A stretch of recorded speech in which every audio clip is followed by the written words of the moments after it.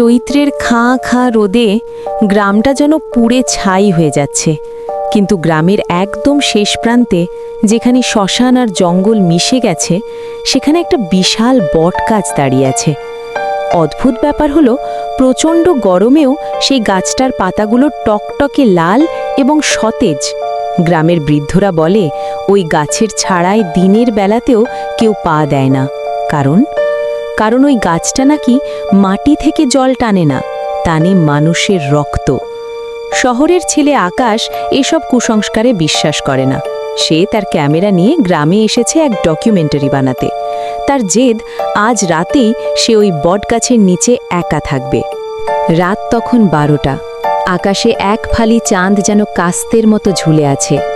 আকাশ তার tripod set করে বটগাছটার সামনে বসল। চারপাশে নিস্তব্ধতা এতটাই গভীর যে নিজের হৃৎপিণ্ডের ধুকপুকানিও স্পষ্ট শোনা যাচ্ছে। হঠাৎ একটা হাওয়া এলো, কিন্তু সেই হাওয়ায় কোনো শীতলতা নেই, বরং একটা কাঁচা রক্তের আষ্টে গন্ধ। আকাশের ক্যামেরার লেন্সটা হঠাৎ ঝাপসা হয়ে গেল।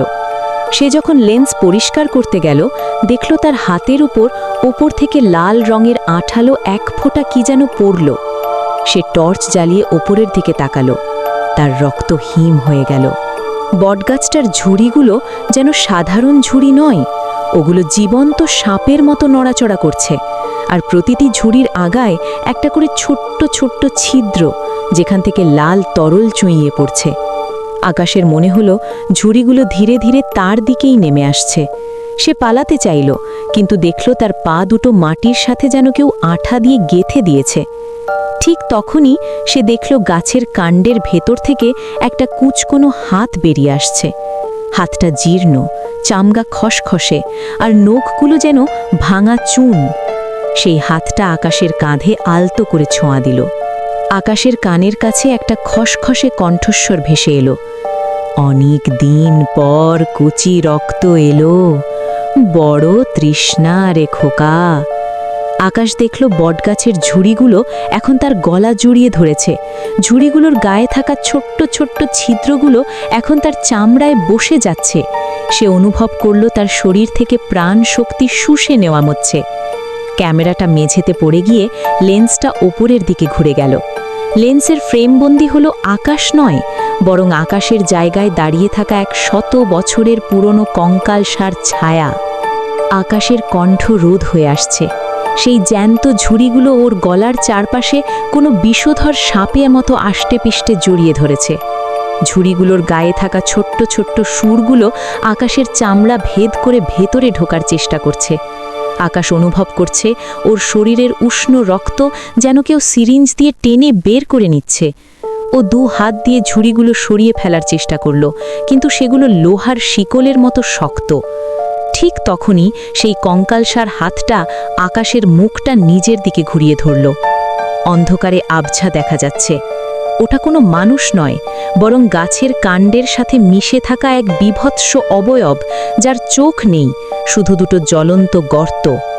আকাশের চোখের সামনে সব ঝাপসা হয়ে আসছে। ঠিক সেই মুহূর্তে জঙ্গলের দিক থেকে এক তীব্র মশাল জ্বলে উঠল। এক বৃদ্ধ মানুষের গলার আওয়াজ শোনা গেল, ছাড়, ওকে ছেড়ে দে রাক্ষস। লোকটা আর কেউ নয়, গ্রামের সেই পাগল বলে পরিচিত হরণ দাদু। হরণ দাদু এক হাতে মশাল আর অন্য হাতে একটা পুরনো মরচে ধরা কাস্তে নিয়ে এগিয়ে এলেন। তিনি কাস্তে দিয়ে আকাশের গলার কাছের ঝুড়িগুলো কোপাতে শুরু করলেন। আশ্চর্যের বিষয়, ঝুড়িগুলো কাটতেই সেখান থেকে মানুষের মতো আর্তনাদ বেরোলো এবং ফিনকি দিয়ে রক্ত ছুটল। গাছটা যেন যন্ত্রণায় কাঁপতে শুরু করল। দাদুর ধাক্কায় আকাশ মাটিতে পড়ে গেল। হরণ দাদু চিৎকার করে বললেন, পালা আকাশ, এই গাছটা সাধারণ কোনো ভূত নয়, এটাই গ্রামের 1000 বছরের পাপের ফসল। আকাশ কাঁপতে কাঁপতে উঠে দাঁড়ালো, কিন্তু সে দেখল হরণ দাদুকে সেই বটগাছের শত শত ঝুড়ি ওপরের দিকে টেনে তুলছে। দাদু তার মশালটা আকাশের দিকে ছুঁড়ে দিলেন এবং বললেন, শ্মশানে যা, শ্মশানের পুরনো তলোয়ারটা নিয়ে আয়, না হলে এই গ্রাম আজ রাতেই শেষ হয়ে যাবে।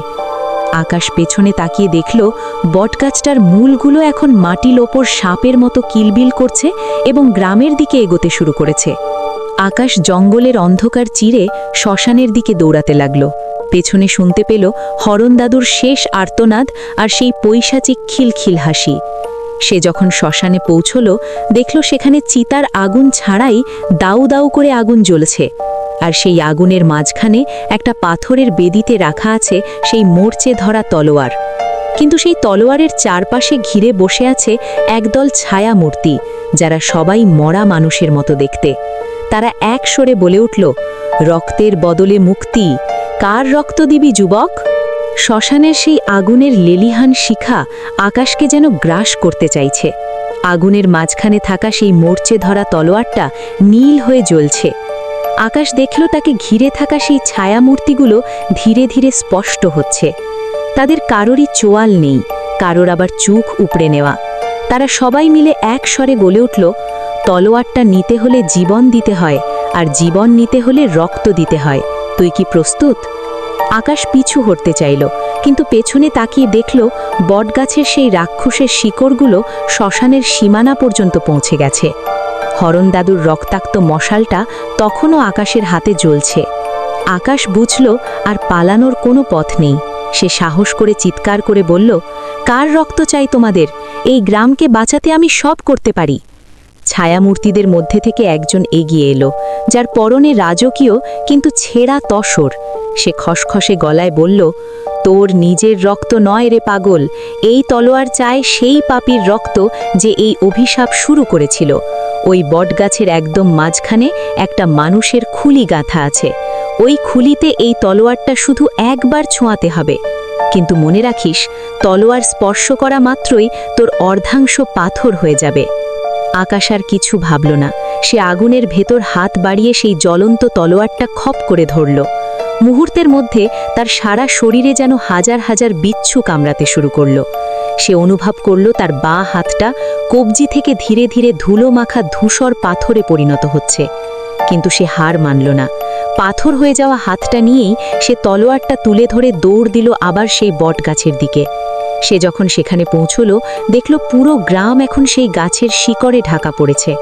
হরণ দাদুকে আর দেখা যাচ্ছে না, শুধু গাছের কাণ্ড থেকে তার গোংরানি শোনা যাচ্ছে। আকাশ গাছের একদম মগডালে তাকিয়ে দেখল সেই প্রাচীন খুলিটা আছে, কিন্তু সেটা থেকে টকটকে লাল রক্ত ঝরছে। সে পাথর হয়ে যাওয়া হাত দিয়ে গাছের ডাল আঁকড়ে ধরে উপরে উঠতে শুরু করল।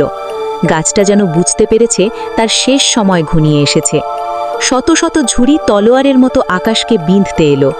আকাশ শেষবারের মতো মা বলে চিৎকার করে তলোয়ারটা উঁচিয়ে সেই খুলির দিকে ঝাঁপ দিল।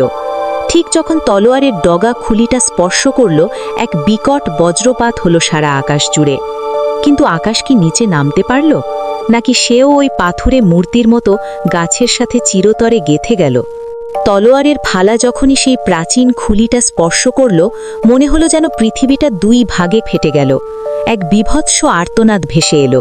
গাছের ভেতর থেকে হাজার হাজার মানুষের সম্মিলিত কান্নার শব্দ। আকাশের শরীরের বাঁ দিকটা ততক্ষণে বুক পর্যন্ত পাথর হয়ে গেছে। সে নড়তে পারছে না, শুধু ডান হাত দিয়ে তলোয়ারটা চেপে ধরে আছে। হঠাৎ দেখল সেই খুলিটা থেকে রক্ত বের হওয়া বন্ধ হয়ে সেখান থেকে নীল রঙের এক অপার্থিব আগুন বেরোতে শুরু করেছে। সেই আগুন মুহূর্তের মধ্যে সারা বট গাছে ছড়িয়ে পড়ল। আকাশ অনুভব করল তাকে জড়িয়ে থাকা সেই রাক্ষসে ঝুড়িগুলো যন্ত্রণায় ছটফট করে আলগা হয়ে যাচ্ছে। পুরো গাছটা এখন দাউ দাউ করে জ্বলছে, কিন্তু সেই আগুনের কোনো তাপ নেই, বরং এক হিম শীতল অনুভূতি আকাশের শরীরের ভেতর দিয়ে বয়ে যাচ্ছে।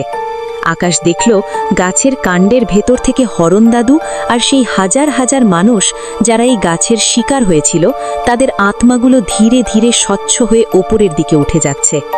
হরণ দাদু আকাশের দিকে তাকিয়ে শেষবারের মতো হাত নাড়লেন। তার চোখে তখন এক অপার্থিব শান্তির ছোঁয়া। ঠিক সেই মুহূর্তে সেই বিশাল বটগাছটা গোড়া থেকে উপড়ে যেতে শুরু করল। আকাশ তার পাথর হয়ে যাওয়া শরীর নিয়ে গাছ থেকে নিচে পড়ে যেতে লাগল। মাটিতে আছড়ে পড়ার ঠিক আগের মুহূর্তে আকাশ দেখল শ্মশানের সেই ছায়ামূর্তিগুলো তাকে জাপটে ধরল। তারা তাকে আঘাত করল না, বরং এক পরম মমতায় তাকে মাটিতে নামিয়ে দিল। তলোয়ারটা আকাশের হাত থেকে পড়ে গিয়ে ধুলোয় মিশে গেল, আর সেই সাথে এক আশ্চর্য ঘটনা ঘটল। আকাশের শরীরের সেই পাথর হয়ে যাওয়া অংশগুলো ধীরে ধীরে ঝুরঝুর করে ঝরে পড়তে লাগল। তার রক্ত মাংসের শরীরটা আবার ফিরে এলো, কিন্তু তার হাতের চেতোতে রয়ে গেল একটা গভীর ক্ষত, যা কোনো দিনও শুকাবে না। আকাশ দেখল বিশাল বটগাছটা এখন ভস্মীভূত হয়ে ছায়ের স্তূপে পরিণত হয়েছে। পরদিন সকালে গ্রামবাসীরা এসে দেখল আকাশ সেই ছায়ের স্তূপের ওপর অজ্ঞান হয়ে পড়ে আছে। বটগাছটা নেই, তার জায়গায় এক চিলতে সবুজ ঘাস গজিয়ে উঠেছে। আকাশ যখন চোখ মেলল, দেখল তার ক্যামেরাটা পাশে অক্ষত অবস্থায় পড়ে আছে। সে কাঁপতে কাঁপতে ক্যামেরাটা অন করল, কিন্তু ভিডিও ফোল্ডারে কোনো ছবি নেই, কোনো দৃশ্য নেই, শুধু রেকর্ড হয়ে আছে একটা খসখসে অডিও ফাইল। আকাশ প্লে বাটনে ক্লিক করতেই শুনতে পেল হরণ দাদুর সেই শেষ কথাগুলো। অভিশাপ শেষ হয়নি আকাশ, ওটা শুধু তার ঘর বদলেছে। আকাশ চমকে নিজের হাতের সেই ক্ষতের দিকে তাকালো। সেই ক্ষতের ভেতর থেকে একটা কচি বটপাতার ডগা বেরিয়ে আসছে।